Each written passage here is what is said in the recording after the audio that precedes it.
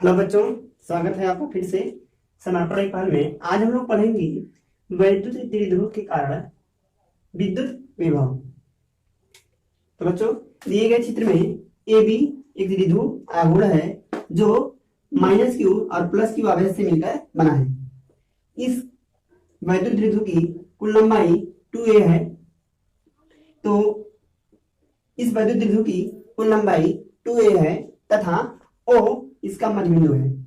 चूंकि O इसका मध्यबिंदु है इसलिए ये दूरी A होगी। इसी प्रकार बच्चा ये दूरी भी A होगी। क्लियर है? इसको हम नीचे दिखा देते हैं।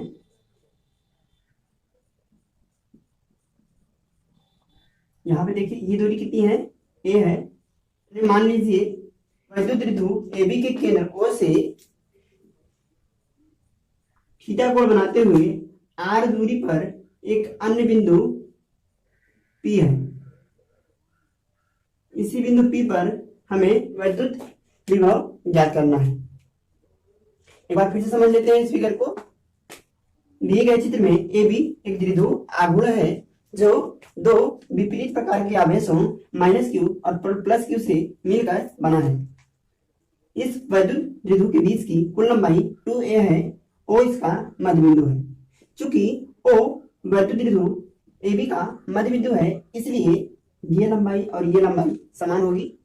ठीक है, हमने मान लिया कि इस वैद्युत द्विध्रुव के केंद्र O से थीटा कोण बनाते हुए r दूरी पर कोई बिंदु P है जिस पर हमें वैद्युत विभव ज्ञात करना है। तो बच्चों आइए अब यहाँ पे देखिए, हमने यहाँ पर एक रचना की।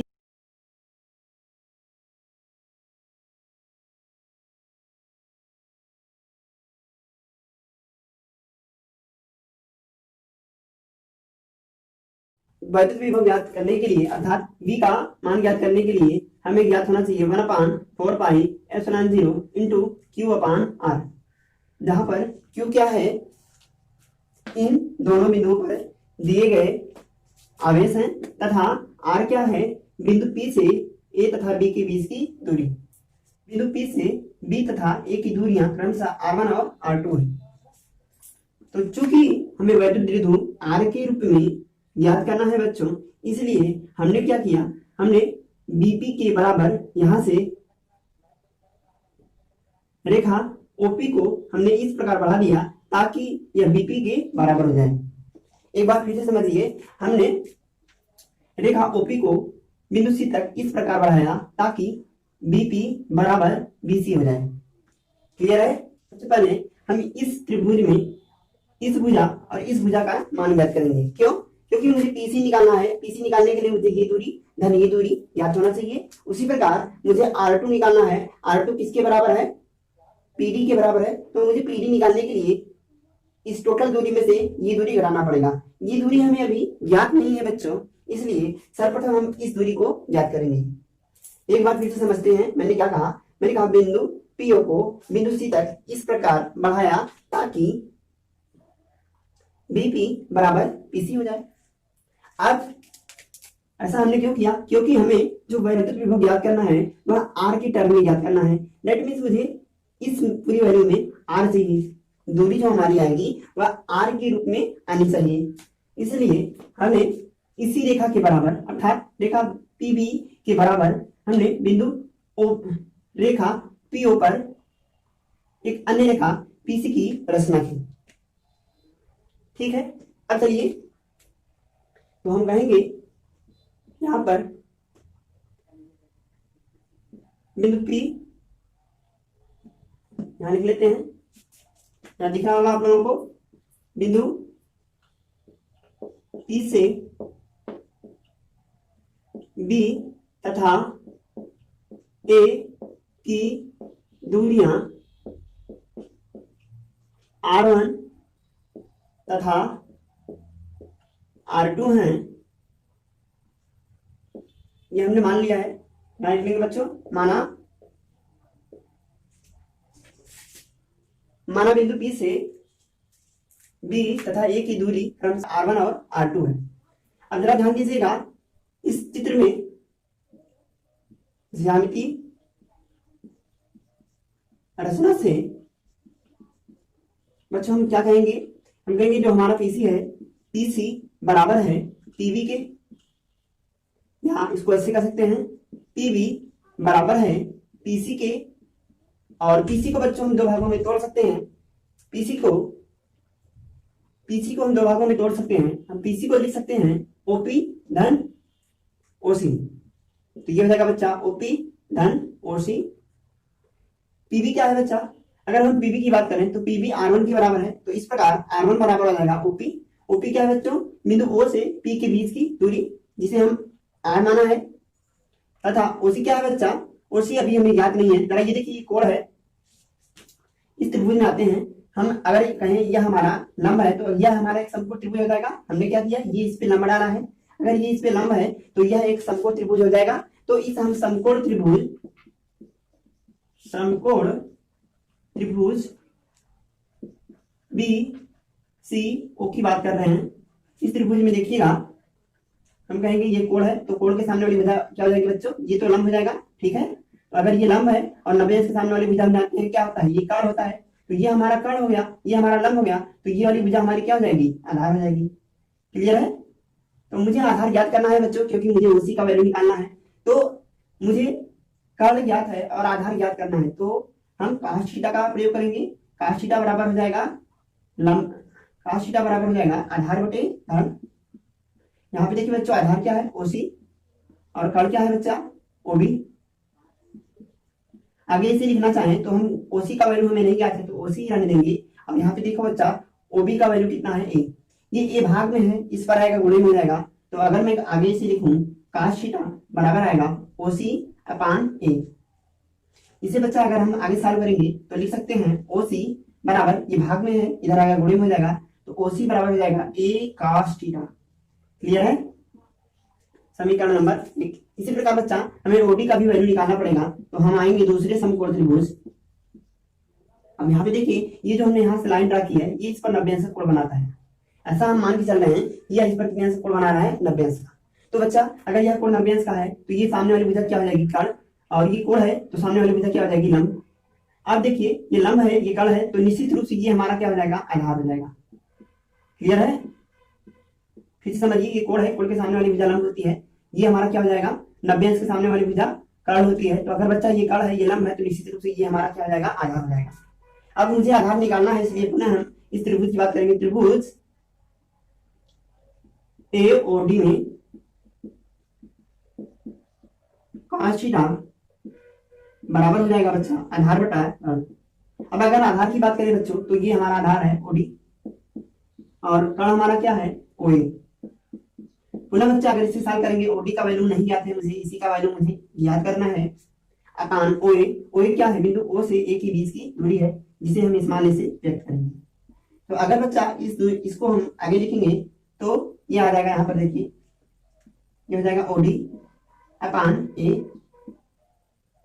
इस मान रहेगा। तो यहां से आप ओडी का वैल्यू निकालना चाहें तो ओडी बराबर हमें प्राप्त हो जाएगा, इसका इसमें गुणा हो जाएगा बच्चा, ये हो जाएगा ए cos थीटा।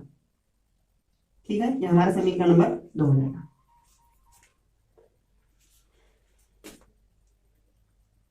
ओके, इसको आप दूसरी तरह से भी समझ सकते थे बच्चों। देखिए ये हमारा ये कोण के सामने वाली भुजा लंब है, इसमें इस कोण के सामने वाली भुजा लंब है, तो अगर ये इसमें आधार है तो ये इसमें आधार है, तो हम जानते हैं अगर ये वाला कोण माने तो ये वाला कोण कितना आएगा बच्चा, 90 अंश माइनस थीटा। फिर से समझिए, यह कोण थीटा है, यह कोण 90 अंश है, तो यह कोण क्या हो जाएगा, 90 अंश माइनस थीटा। क्लियर है। तो अगर यह 90 अंश के सामने वाली भुजा, यहाँ पर 90 अंश के सामने वाली भुजा अगर आएगा ए cos थीटा, क्यों, क्योंकि ये आधार है, तो ए cos थीटा होगा। तो अगर इस 90 अंश के सामने वाली 90 अंश माइनस थीटा के सामने वाली भुजा ये cos थीटा होगा, तो इस चित्र में जरा देखिए, यह कोण 90 अंश है, यह कोण थीटा है, तो यह कोण भी कितना हो जाएगा बच्चा, 90 अंश माइनस थीटा। फिर से समझिए, यह कोण 90 अंश है, यह कोण थीटा है, तो यह कोण निश्चित रूप से क्या होगा बच्चा, 90 अंश माइनस थीटा। अब चूंकि हम जानते हैं यदि किसी त्रिभुज में दो कोण समान है तो उनकी समूह भुजाएं भी समान होंगी, तो निश्चित रूप से अगर इसके सामने वाली भुजा ए cos थीटा है तो इसके सामने वाली भुजा भी ए cos थीटा होगी। क्लियर है बच्चा। अब आइए सवाल पे यहाँ पे देखते हैं, तो यहाँ पे R1 हो जाएगा, R1 बराबर R प्लस ओसी, ओसी का वैल्यू हमने निकाला, ओसी का वैल्यू कितना है ए कॉस थीटा। चलिए ये हमारा, इसको हम बना लेंगे समीकरण 3। पुनः आप लोग इसकी लंबाई निकालिए, ये हमारा है पी ए, तो पी ए कैसे निकलेगा बच्चा, ध्यान दीजिएगा। पी ए निकालने के लिए मुझे क्या करना पड़ेगा, मैं कहूंगा इस लंबाई के बराबर हमने कौन सी लंबाई ली है पीडी, तो हम कहेंगे पी ए लगभग बराबर है पीडी के। क्लियर है, पी ए लगभग बराबर है पीडी के, और ये बराबर हो जाएगा, देखिए पीडी की जगह पे हम कितना लिख सकते हैं, पीडी निकालने के लिए मुझे आर की टर्म में लिखना है, अर्थात इस पीडी का वैल्यू आर की पदों में आना चाहिए। तो क्या बच्चों हम पीडी को ओपी माइनस ओडी लिख सकते हैं। ध्यान से देखिए, अगर मैं इस पीडी की बात करूं तो मैं पीडी को लिखूंगा ये लंबाई अर्थात पीओ माइनस ये लंबाई अर्थात ओडी। तो इस प्रकार पीडी को हम लिखेंगे ओपी माइनस ओडी। तो बच्चा ओपी का वैल्यू क्या है, हम जानते हैं बिंदु पी से ओ के बीच की दूरी आर है, माइनस ओडी क्या है अभी अभी हमने निकाला है। यहाँ पे देखिए बच्चा ओडी का वैल्यू है ए कॉस थीटा, ए कॉस थीटा। ये हमारा समीकरण नंबर 4 हो जाएगा। लिखेंगे हम, आता है बिंदु P पर परिणामी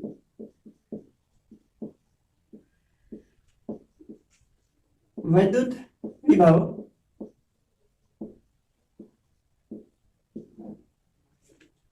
V बराबर हो जाएगा बच्चा। देखिए अगर मुझे परिणामी विभव निकालना है तो हम जानते हैं परिणामी विभव क्या हो जाएगा V1 प्लस V2। ठीक है, कुल विभव अलग अलग विभवों के बीजगणितीय के बराबर होगा। एक चीज और बच्चा, चूंकि विभव एक अदिश राशि है इसलिए हम यहाँ पर आवेश का मान चिन्ह के साथ रखेंगे। तो अगर मैं यहाँ पे बात करूं तो ये हो जाएगा VA और ये हो जाएगा VB।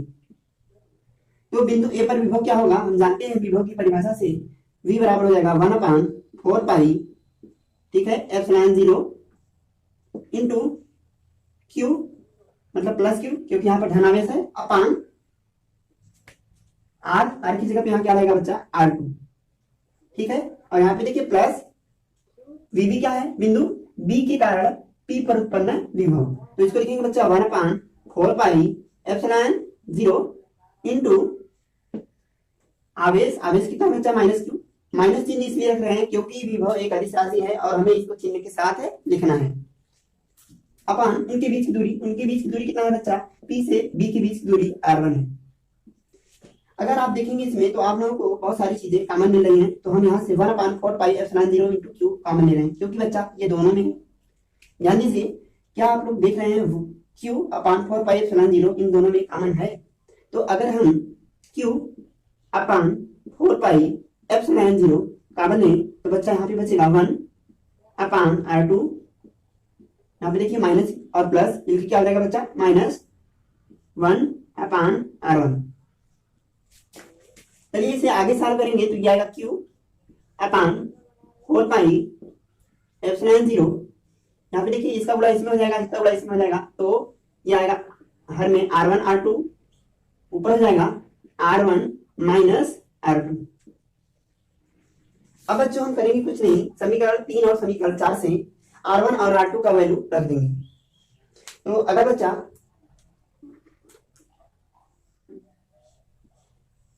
V बराबर हो जाएगा बच्चा, यहाँ लिखेंगे समीकरण 3 तथा समीकरण 4 से यदि हम समीकरण 3 और समीकरण 4 का प्रयोग करेंगे तो बच्चा यहाँ पे R1 और R2 का मान रख देंगे। तो देखिए बच्चों यहाँ पे मिलेगा आपको V बराबर Q/4 पाई एप्सिलॉन 0, यहाँ पे R1 है, R1 का वैल्यू कितना है R plus A cos theta. Clear है, बीच में माइनस R2 का वैल्यू है, ये वैल्यू हमारा R2 है। ठीक है, तो देखिए A से P के बीच दूरी हमने R2 माना है, तो ये PA की जगह पे हमने R2 लिख दिया। तो R2 की जगह कितना आएगा R माइनस ए कॉस थीटा अपन क्या हो जाएगा, अपन R1 का वैल्यू है R प्लस ए कॉस थीटा इंटू R2 का वैल्यू है R माइनस ए कॉस थीटा। बच्चों अगर ये ब्रैकेट तोड़ देंगे तो माइनस का अंदर गुणा हो जाएगा, जरा ध्यान दीजिएगा। जब यहाँ पे माइनस का अंदर गुणा होगा तो ये प्लस की जगह पे माइनस और माइनस की जगह पे प्लस हो जाएगा। क्लियर है? अब देखिए प्लस आर और माइनस आर कैंसिल आउट हो जाएंगे। ए कॉस थीटा में ए कॉस थीटा जोड़ेंगे तो ये 2a कॉस थीटा हो जाएगा।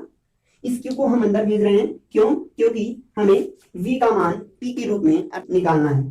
तो बच्चा यहाँ से v बराबर हो जाएगा 1/4 एप्सिलॉन 0। देखिए ये क्यू अंदर जाएगा, हो जाएगा q इंटू ए कॉस थीटा में ए कॉस थीटा जोड़ेंगे तो ये आएगा 2a कॉस थीटा अपन। यहाँ पे ध्यान दीजिएगा बच्चा, एक ब्रैकेट में a प्लस बी, दूसरे में a माइनस बी। आप लोग जानते हैं ये हो जाएगा r square minus a square cos square theta. यहाँ पर a plus b of a minus b का फार्मूला यूज हुआ है।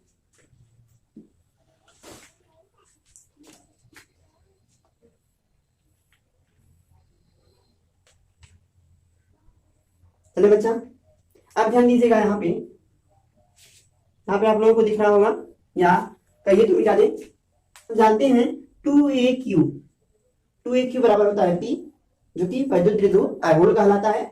और यहाँ पे एक चीज और बच्चा, चूंकि A R की तुलना में छोटा है इसलिए A स्क्वायर R स्क्वायर की तुलना में बहुत छोटा होगा, अर्थात यह दूरी नगण्य हो जाएगी। चूंकि ये 0 हो जाएगा इसलिए ये पूरा का पूरा वैल्यू 0 हो जाएगा। तो यहाँ पे हम लिखेंगे बच्चा, चूंकि R बड़ा है ए से इसलिए आर स्क्वायर बहुत बड़ा होगा ए स्क्वायर से। तो अगर ये बहुत बड़ा होगा बच्चा तो ए स्क्वायर कॉस स्क्वायर थीटा 0 माना जा सकता है। ध्यान दीजिए, क्योंकि ये बहुत बड़ा है इसकी तुलना में तो ये दूरी इसकी तुलना में नगण्य हो जाएगी। तो हम कहेंगे इस प्रकार A square cos square theta equal to 0 हो जाएगा।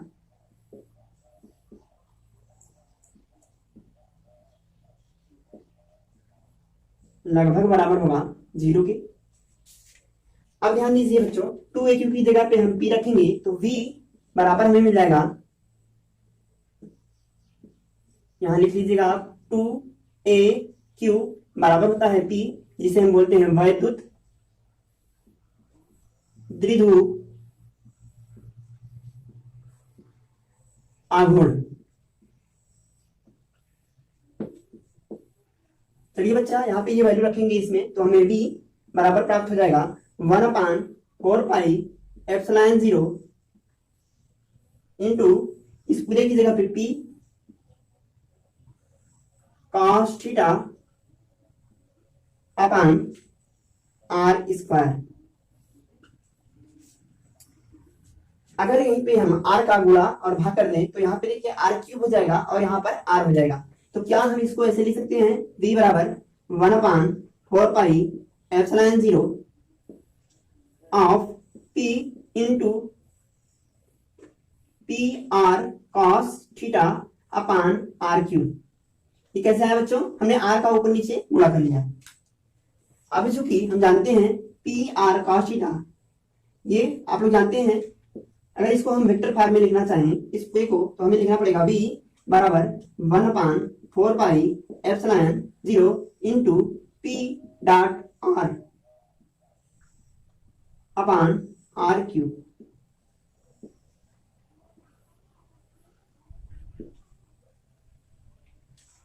बच्चों वैद्युत द्विध्रुव के कारण ये किसी बिंदु P पर उत्पन्न विभव का परिणामी मान है। क्लियर है? तो अगर हम इसमें कुछ विशेष स्थितियों की बात करें तो जरा ध्यान दीजिएगा, ये दोनों फॉर्मूले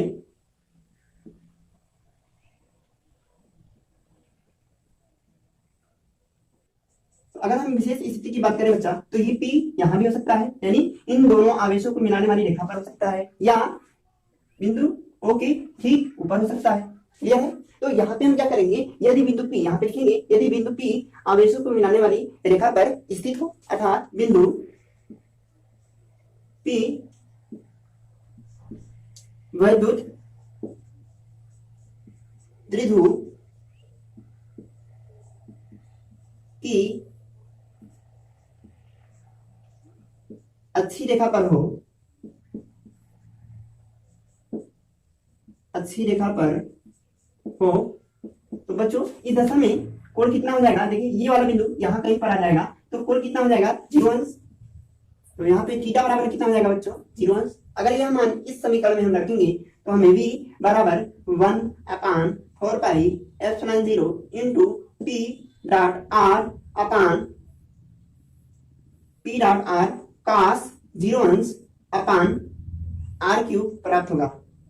अब देखिए बच्चों, आप सभी लोग जानते होंगे cos 0 अंश का वैल्यू 1 आता है, तो यहाँ एक आर से एक आर कट जाएगा, तो हमें v बराबर प्राप्त हो जाएगा 1/4 पाई एप्सिलॉन 0 इंटू p अपान r स्क्वायर।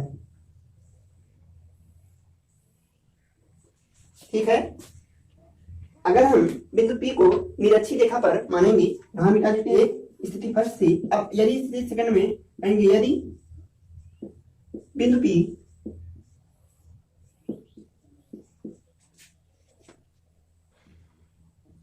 वैद्युत द्विध्रुव के केंद्र O पर लंबवत हो, तो बच्चों अगर यह लंबवत होगा तो इस दिशा में आप लोग जानते हैं थीटा बराबर हो जाएगा 90 अंश। अगर ये बिंदु ऐसे हो जाएगा बच्चों, तो ये कोण कितना बनाएगा 90 अंश।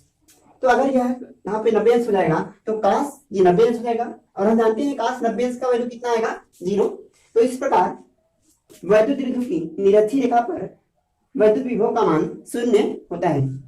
ये यहाँ पे हम लिख दे बराबर हो जाएगा 1/4 pi epsilon 0 into p r cos 90 अंश अपान r क्यूब। एक आर से एक आर कैंसिल हो जाएगा, 90 अंश का वैल्यू 0, तो ये पूरा वैल्यू क्या हो जाएगा 0। ये निरक्ष पर है, ठीक है, और ये अक्ष पर है।